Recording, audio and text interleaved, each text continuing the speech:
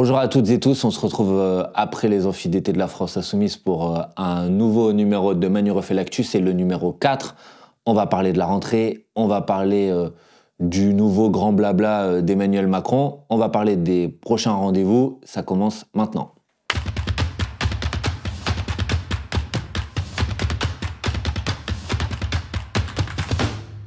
La rentrée scolaire va être difficile, vous avez vu que le prix des fournitures scolaires augmente de près de 11%. Il y a une augmentation et une inflation qui malheureusement est toujours là. Et de ce point de vue-là, les annonces qui ont été faites déjà il y a un an par le ministre de l'économie Bruno Le Maire, puis par la première ministre Elisabeth Borne au début de l'année qui disait que le pic de l'inflation, on l'avait atteint et que maintenant la situation allait s'améliorer. La preuve que le pic de l'inflation n'était pas atteint, c'est qu'on est encore confronté à une augmentation des prix qui est très importante. Et donc cette rentrée, c'est une rentrée difficile. Et il faut savoir que les prix sur les produits alimentaires ont augmenté de 21% en 2 ans et que dans le même temps, les marges de l'industrie agroalimentaire, elles ont augmenté de 70%. Et à l'échelle mondiale, les économistes disent que la première cause de l'augmentation des prix, c'est l'augmentation des profits des grandes entreprises. Et on est face à un gouvernement qui se contente de faire des demandes, des supplications. C'est Bruno demande, Bruno Le Maire, c'est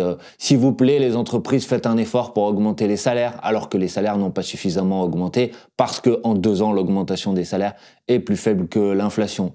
Il demande aux industries agroalimentaires de faire un effort pour faire en sorte que les prix baissent. Il demande. Mais à quel moment va-t-il enfin légiférer, passer par la loi, les contraindre, les obliger, les forcer pour faire en sorte que les prix arrêtent d'augmenter, pour faire en sorte que ça soit pas d'un côté une grande majorité de la population qui galère pour finir les fins de mois et de l'autre côté une petite poignée, petit nombre de grandes entreprises et d'actionnaires qui s'en mettent plein les poches. Cet été, on a encore eu un nouveau record pour la France qui est sur le podium du nombre de millionnaires en Europe. Et de l'autre côté, c'est 10 millions de pauvres et une grande partie de la population qui s'en sort pas, qui galère, qui n'arrive pas à payer son loyer, qui n'arrive pas à se soigner. Et le gouvernement veut augmenter la franchise sur les médicaments, qui n'arrive pas tout simplement à manger à sa faim, qui n'arrive pas à pouvoir avoir une vie qui est juste une vie digne, une vie correcte, pourtant dans un pays qui est la 5e ou la 6e puissance économique du monde. Donc il y a besoin de se battre, il y a besoin de se mobiliser. Et c'est dans ce contexte-là que le président de la République avait invité les formations politiques mercredi soir à une séance de travail. Normalement, c'était une séance de travail suivie d'un dîner. Nous, on avait dit, mais non, on va pas aller dans un dîner. On vient pour travailler et faire des propositions, si vous voulez, mais on va pas aller dans un dîner. Donc finalement, ça a été une séance de travail. Honnêtement, on a discuté. Est-ce qu'il fallait y aller ?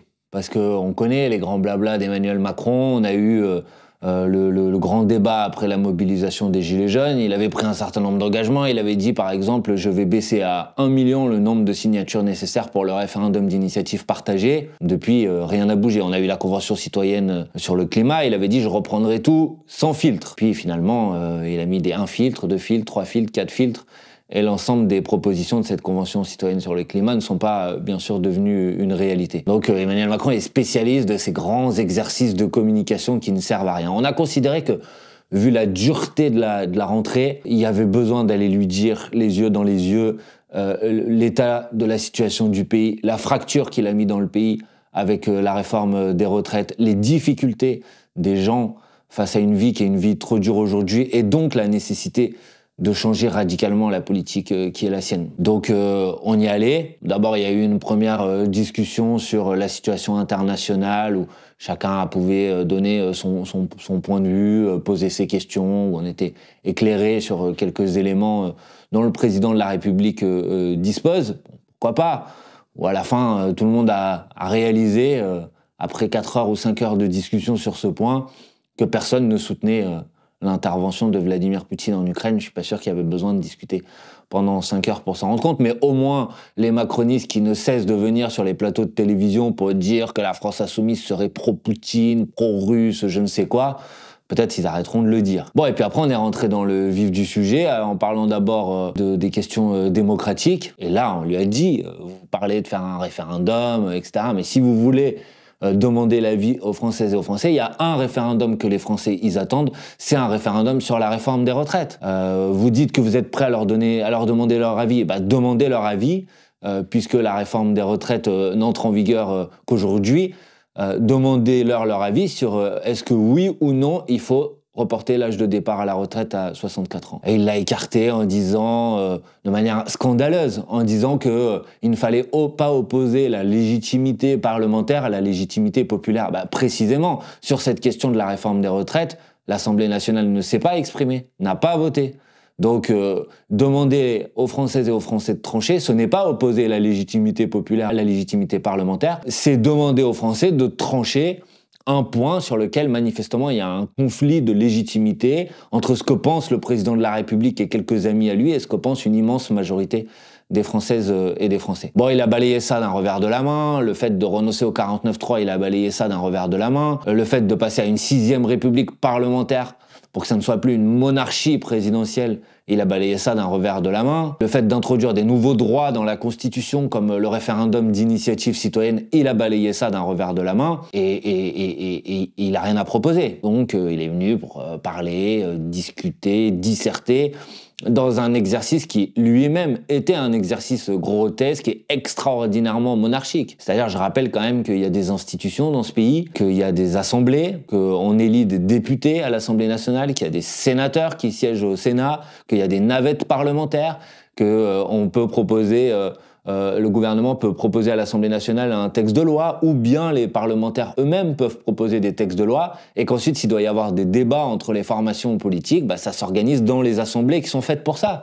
Et le président de la République, il n'a pas à venir ici pour essayer de contourner ça, pour mettre en place à la place des gadgets qui lui permettent de se prendre pour le roi de France qui dit ça je prends parce que ça a l'air intéressant, ça je prends pas, j'écarte, etc. Donc l'exercice était incroyablement monarchique et il était hors sol et totalement inutile sur le fond. Hors sol parce que c'est seulement après cette deuxième table ronde, donc qui devait être 1h ou 2h du matin, qu'on a pu commencer à parler des problèmes concrets que rencontrent les gens aujourd'hui, c'est-à-dire ce dont je viens de parler, l'augmentation des prix, la difficulté des services publics, les inquiétudes face au changement climatique, dans un certain nombre d'endroits, des ravages faits par le trafic de drogue qui se traduisent par des morts chaque semaine, c'est le cas à Marseille et dans ma circonscription en particulier. Ça, c'est les problématiques concrètes auxquelles sont confrontés les gens. Et donc, il a fallu attendre 2h du matin pour pouvoir en parler. Alors certains disent, vous auriez dû partir avant. Bah oui, mais justement parce on pouvait parler de ça uniquement à 2h du matin,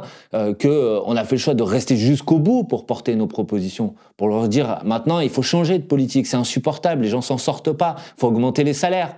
On a proposé l'augmentation du SMIC, on a proposé l'indexation des salaires sur l'inflation. On a dit non, le SMIC, il est déjà suffisamment haut en France parce que il est plus haut que dans d'autres pays. D'accord, mais est-ce qu'il est suffisamment haut pour que les gens qui sont payés au SMIC aujourd'hui puissent finir les fins de mois et vivre dans des bonnes conditions? Clairement non. Donc oui, bien sûr, il faut augmenter le SMIC. Oui, il faut indexer les salaires sur l'inflation parce que quand les prix augmentent, les salaires doivent au moins augmenter d'autant, même de plus, mais au moins d'autant pour qu'il n'y ait pas de perte de pouvoir d'achat pour les salariés aujourd'hui. Il a balayé d'un revers de la main.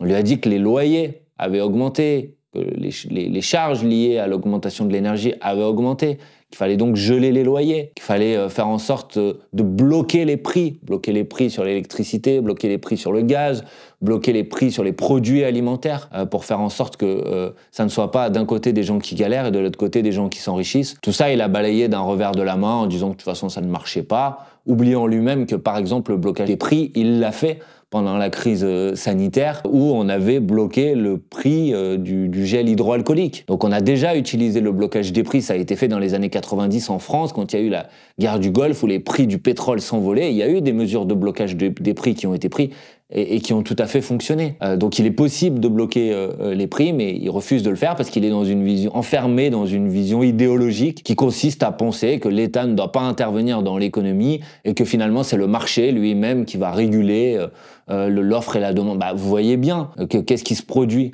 c'est que vous avez des entreprises qui profitent du choc qu'on a connu au moment de la crise sanitaire et du choc de la guerre en Ukraine pour augmenter les prix et s'en mettre plein les poches, tout simplement. Donc il faut intervenir par la loi. Et c'est ce qu'il refuse. Donc il a refusé toutes les mesures sociales que nous avons proposées. On a dit à quel point il y avait un problème dans cette rentrée étudiante, avec le coût de la vie étudiante qui a augmenté de 7%, avec le nombre de repas alimentaires pour les étudiants distribués par les associations de solidarité, qui déjà en ce début d'année, en 6 mois, a atteint l'équivalent du nombre de repas distribués pendant toute l'année dernière. Il faut faire quelque chose. On a rappelé qu'on avait fait une proposition de loi pour étendre le repas à 1 euro pour tous les étudiants, que l'on proposait la mise en place d'une allocation d'autonomie pour les étudiants. Pareil, il a balayé ça de la revers de la main avec des propos par ailleurs extrêmement désagréables et insupportables, disant que finalement, s'il y avait des problèmes de conditions de vie des étudiants, c'est qu'il y avait trop d'étudiants et que donc il fallait renforcer la sélection, que le problème des étudiants qui n'arrivent pas à manger à leur faim, ça touchait les étudiants étrangers parce qu'on les faisait venir alors qu'ils n'avaient pas suffisamment de moyens. Voilà, des propos très insupportables, très désobligeants et une incapacité à mesurer, à comprendre les difficultés concrètes auxquelles sont confrontés les citoyens. On a parlé d'écologie, on lui a dit qu'il fallait arrêter de parler sur ce sujet qu'on avait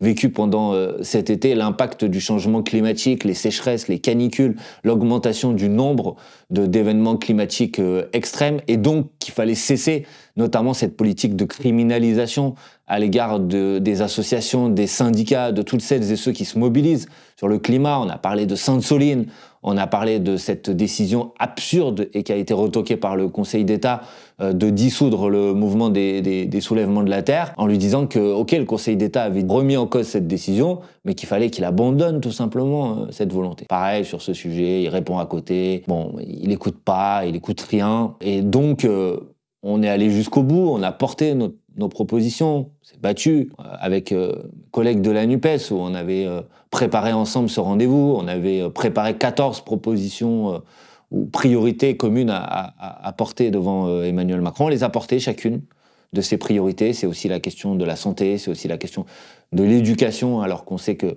les salaires des enseignants sont de 10% inférieurs à la moyenne de l'OCDE, qu'il y a 3000 personnes qui manquent au concours de recrutement dans l'éducation nationale, que la question qui va être posée, c'est est-ce que en cette rentrée, chaque élève va avoir un prof en face de lui, est-ce qu'il va avoir des stylos, des trousses pour pouvoir étudier dans des bonnes conditions.